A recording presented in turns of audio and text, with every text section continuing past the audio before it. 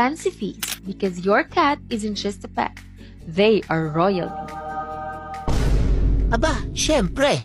Kung kayo nga may pasta, may steak, syempre di rin kami papahuli, no?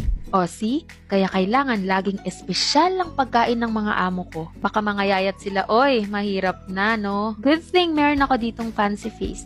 If your cat's a picky eater like mine na feeling mga anak sa mayaman, well, this one is perfect.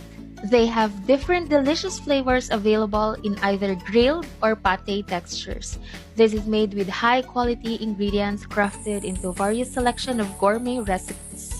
Yan ang sinasabi ko. Finally, pagkain na pasok sa standards ko. Hindi to basta-basta cat food lang. Fancy feast to mga par. Hindi naman halata na favorite namin to, no? Your cat deserves more than just the food, thanks to the unique flavors and textures of Fancy Feast. If you want to level up your cat's meal, try this Fancy Feast.